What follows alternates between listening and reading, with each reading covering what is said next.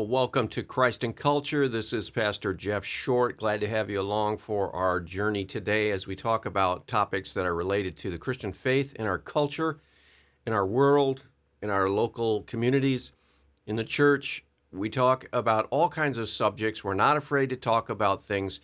One of the problems that we've seen recently in the modern contemporary church is that the churches will simply refuse to talk about the issues that are confronting Christianity in the modern world.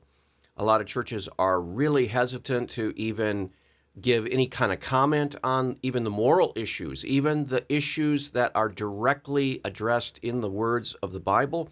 A lot of churches will simply punt and say no comment on issues such as the abomination of gay marriage or such as abortion or such as the LGBTQ movement and all of these other related issues.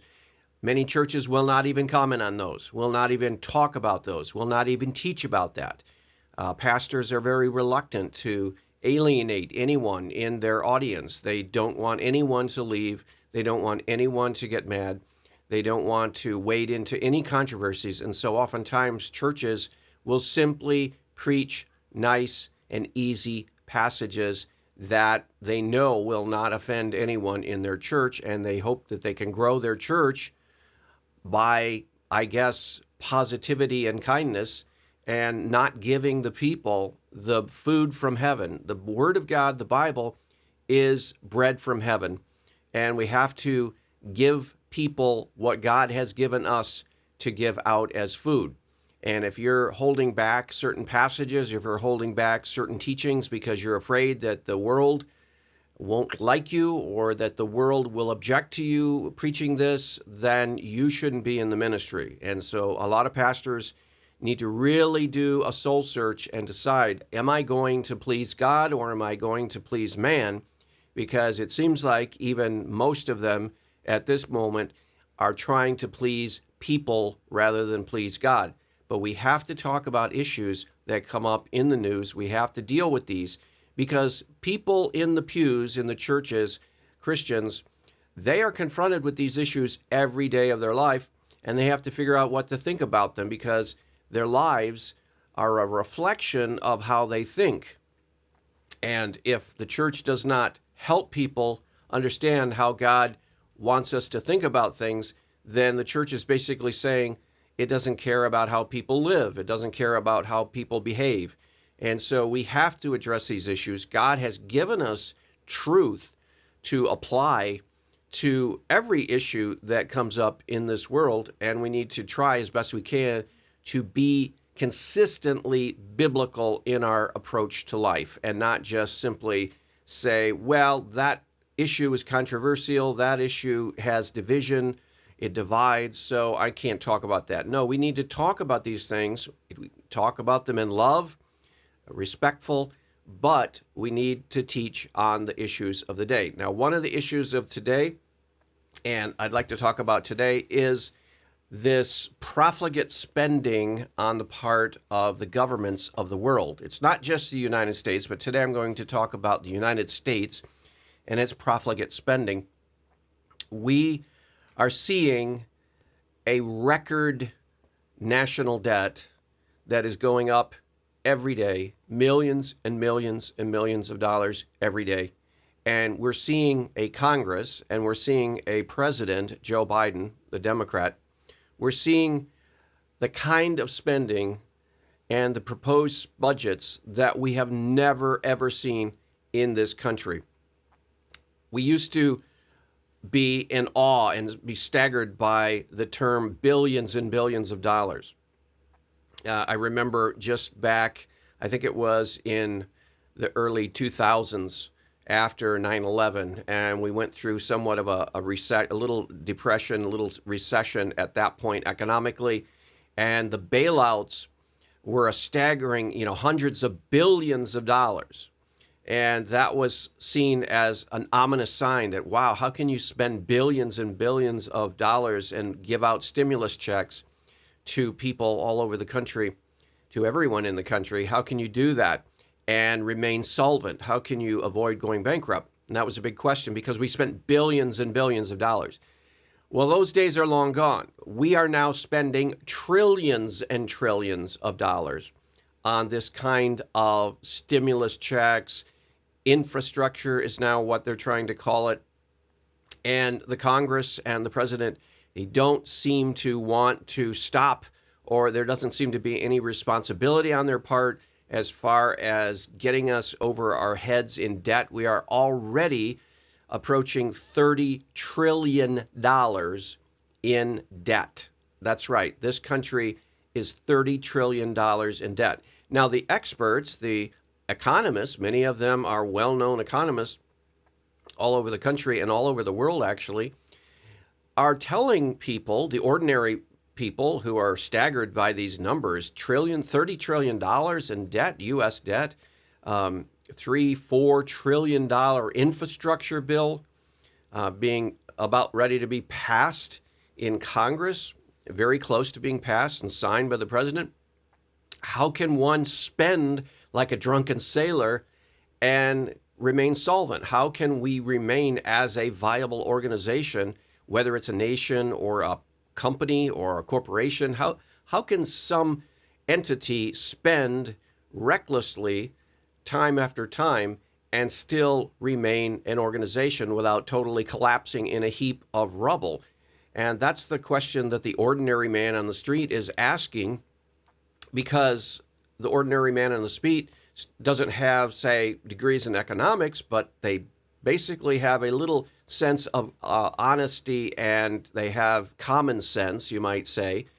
And the experts, unfortunately, are telling us, many of them, that, oh no, the nation of the United States and sovereign nations around the world, they're different than the individual. So they can spend like a drunken sailor, and they can keep on racking up debt and running into the billions and then trillions in the case of the United States. The United States can keep racking up trillions of dollars in debt and just go on forever like that, because we're not actually owing anyone but ourselves the money. This kind of nonsense. So, in other words, we can keep printing money like a drunken sailor, to use that analogy again. We can keep printing money forever and ever and ever, and it won't hurt us because it's just us. We're borrowing against our own selves. And so they're not worried. They're telling people, don't worry. Joe Biden's $4 trillion spending bill Congress is sending him. That's okay. That's perfectly fine. We'll get through that because there's no problem. It's just we owe it to ourselves, and it's just good for the economy, actually. They're telling people it was good for the economy. That's the same thing that these stimulus packages were telling individual citizens. I remember the first time I got a stimulus check. I believe it was around right after 9/11, and the economy went bad. And then we got some checks, and I think it was after 9/11. It could have been 2008. All of these stimulus checks, they kind of blur after a while because we've received a number of them. But I do know that after the 2008 crash and the market there, we were given stimulus checks. And I started thinking, well, how can a government send cash checks to its citizens like this and not go broke? And nowadays, we're just so used to it that after the pandemic hit in 2020, it was almost automatic. It wasn't even a debate between the leftist liberals who love to spend anyway and the Republicans who once had what you called the Tea Party movement that influenced the Republicans, who fought against the government expansion and government debt that was building up. And that was 10 or 15 years ago. About 10 years ago, the Tea Party was constantly reminding people, no, we can't spend what we don't have. We can't overspend and burden our next generation with the debt that we incurred. We have to be responsible. We have to be fiscally responsible. and we can't rack up these record debts. Well, you don't hear much about the Tea Party anymore, do you? The Tea Party, that voice is pretty much gone. And now even Republicans are saying, yes, we need to do stimulus. And so in 2020, we received our check. What was it, $1,400 from the U.S. government to every person in the United States, every adult person in the United States. And that was part of a record year for racking up debt, because when you send people checks of $1,400, yeah, you're going to have to borrow that because the government doesn't have that money. So it's going to have to borrow. It's going to have to print money.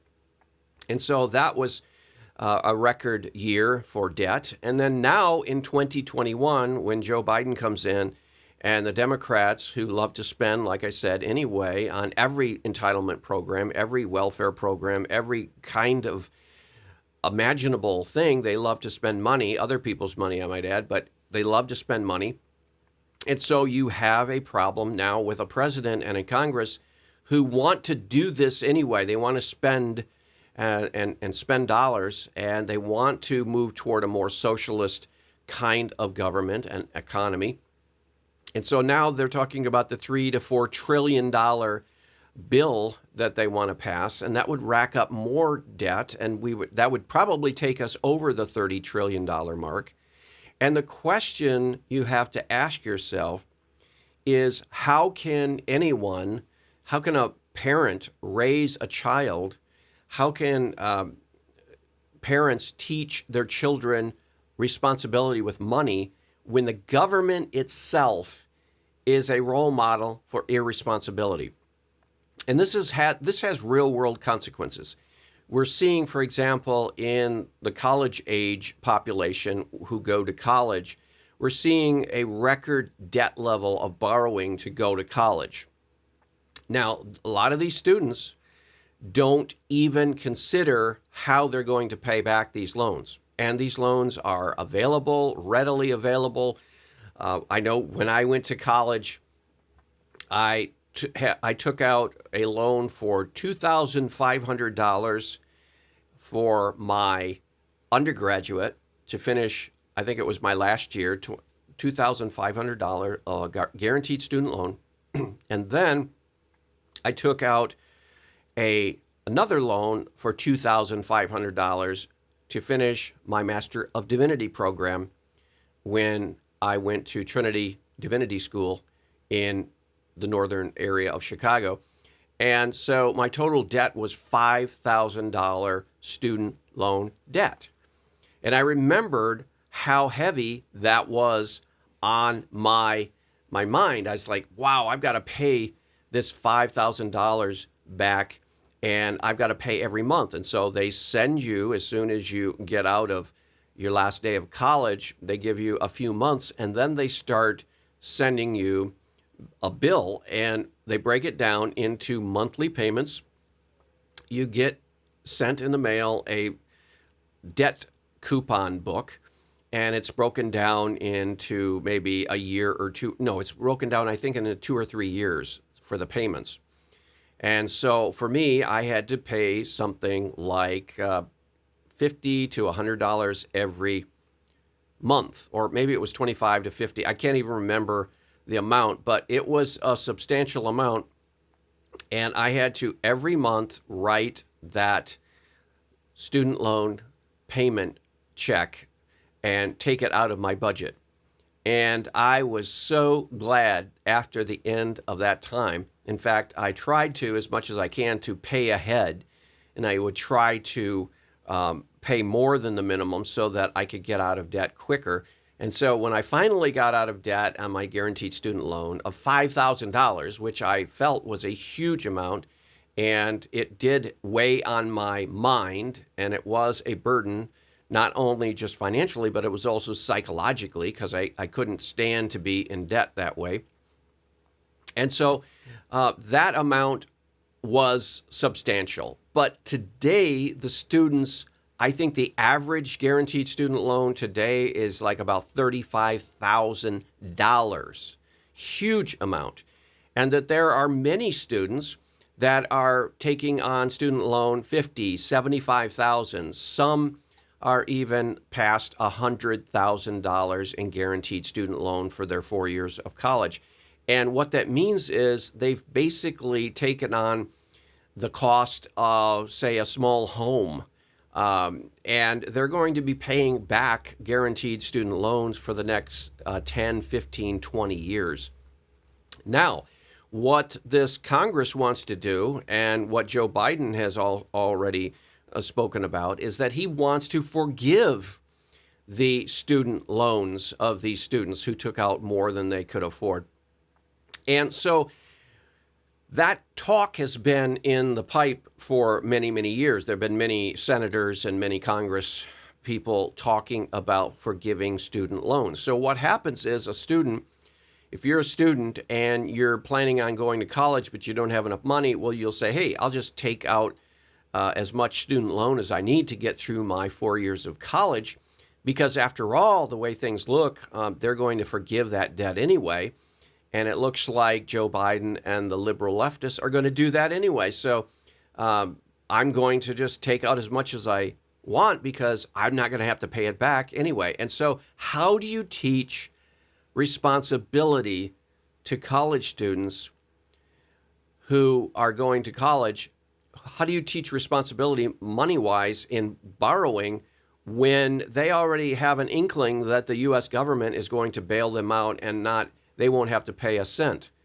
And how do you teach responsibility? If you know that you're not going to ever have to pay back your loan, well, then that removes a lot of safety valves from that process of thinking through. Because normally, under a normal process, when you take out a loan, you have a number of different considerations, but one of the considerations is ultimately, can I actually pay this back? Will I be able to do that?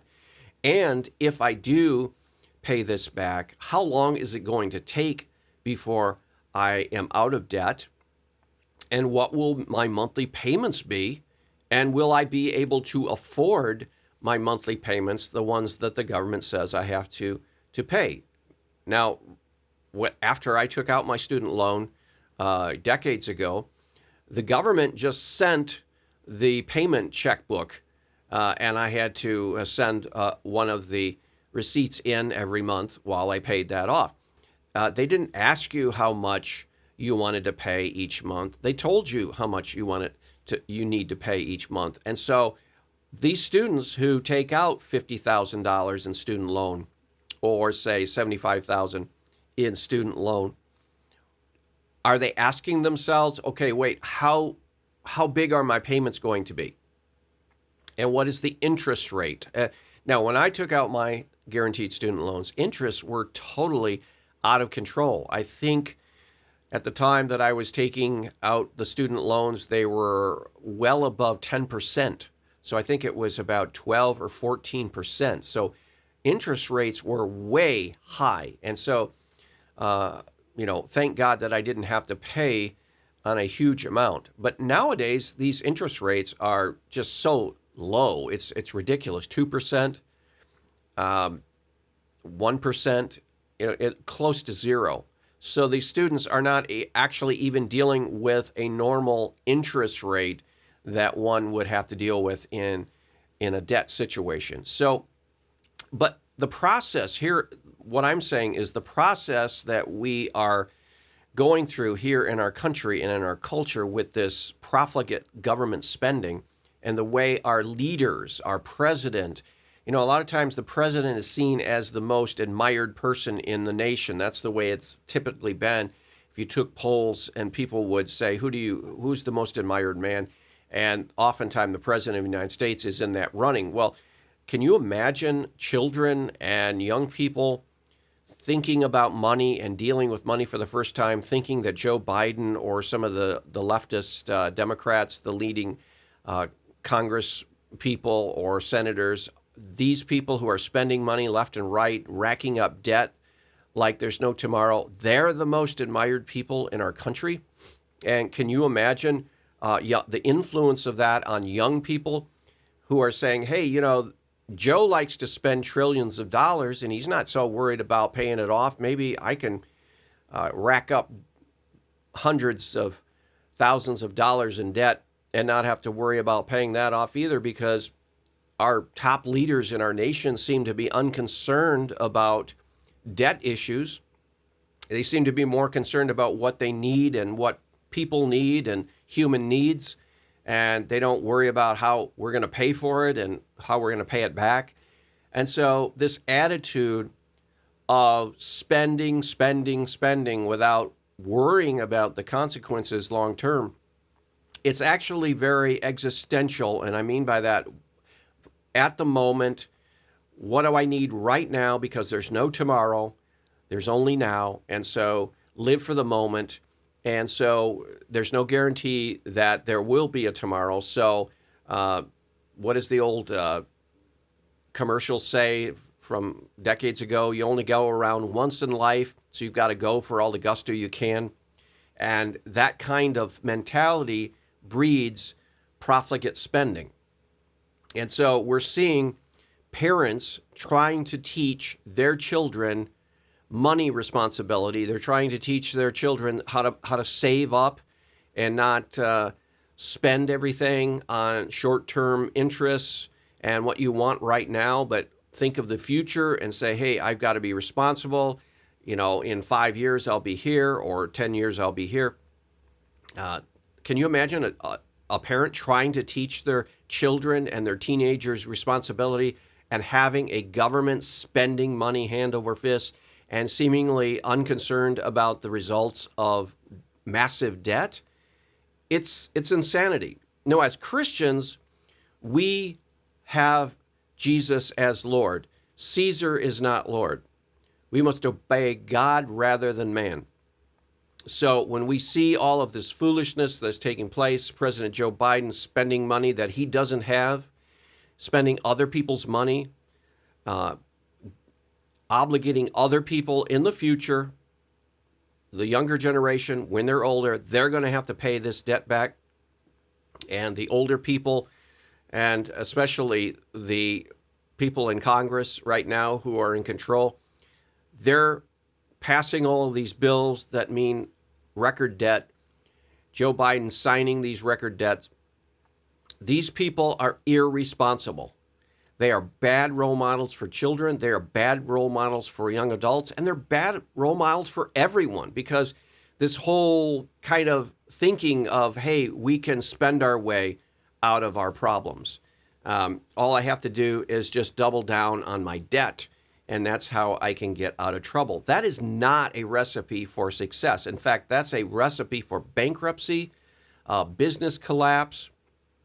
If you are going the wrong way and you just run faster in that wrong way, you're making great time, but you're making time in the opposite direction where you need to go. You need to do a course correction, sometimes turn 180 and go back the way you came until you can find your way out. And this country seems to have the mentality, especially with the Democrats, that we can spend our way out of our troubles. If there's a pandemic or a national emergency, that just triggers them into thinking, hey, we've got to spend our way out of this. We got to send everybody thousands of dollars of checks and just flood the economy with money. And when we do that, it'll all work out.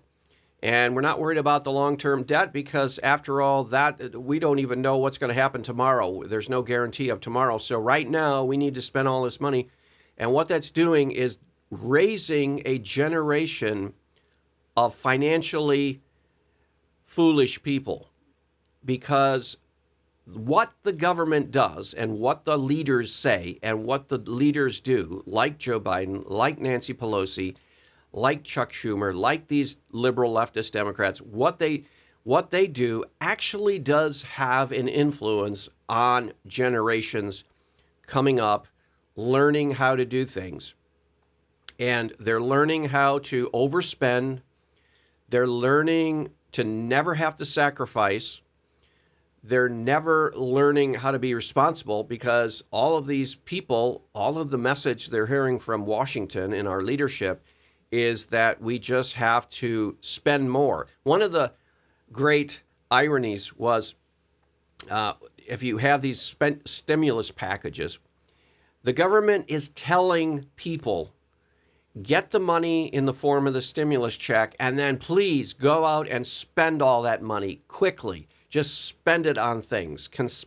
Send it on consumer items. Spend it on all these different items. We need you to spend money to stimulate the economy. So here, during a crisis, during a pandemic, let's not talk about the pandemic, let's talk about the 2008 real estate bubble crash and the economy depression. During a time of depression, they're telling us, we're going to send you money. We want you to go out and spend it. Spend it, spend it, spend it. We need you to spend it. In other words, instead of saying, we're going to send you some money and we want you to be very responsible with that money and we want you to save that money and we want you to only spend it on your essentials because that'll get you through the hard times in our economy. No, they're telling us the opposite. They're saying, we're going to give you $1,400 stimulus checks and then more and more.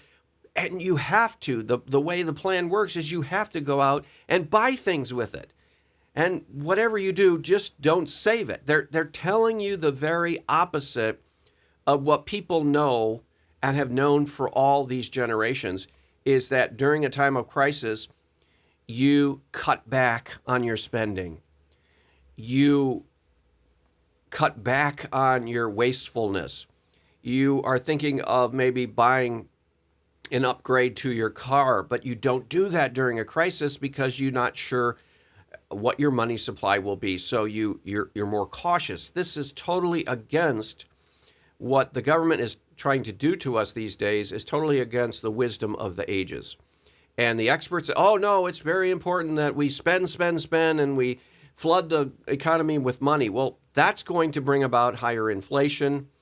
That's going to bring about increase in prices. And that's going to actually be a hidden tax. So we all lose in the long run because we're spending a lot more for items. And that means we don't have as much to take care of our families and meet our needs. So as Christians, we need to go against this tide of profligate spending. We need to not follow the example of the so-called experts and not follow the example of our so-called leaders in Washington and not get caught up in this kind of foolishness that passes for economic wisdom today. These people think they're so clever. They think they can pull the strings on the economy. They think that they are puppet masters for the economy. These economists think they really are so smart that we're just the stupid people and they need to pull strings and tell us what to do and we will follow their commands. No, we need to go back to the ancient wisdom of the Bible and we need to heed its warning. We are warned time and time again about debt in the Bible. We are told that we are to guard against debt because it's whoever is in debt is a slave to the lender, it says. And the government seemingly wants us to be all slaves to it. So we need to buck that trend, go against that trend, and be responsible. And if we're the only ones in the room who are responsible, so be it. But as Christians, we're the light of the world. We follow Christ, who is the light, and we need to be the good examples. We need to be the wise people in the room that say, no, we're not going to follow you down this road to destruction. We're going to follow the way of God and the wisdom of God found in the Bible. We're not going to go into debt, and we're not going to ruin our nation financially. So hopefully that's a good commentary. Think about those things. We'll see you back next week. God bless.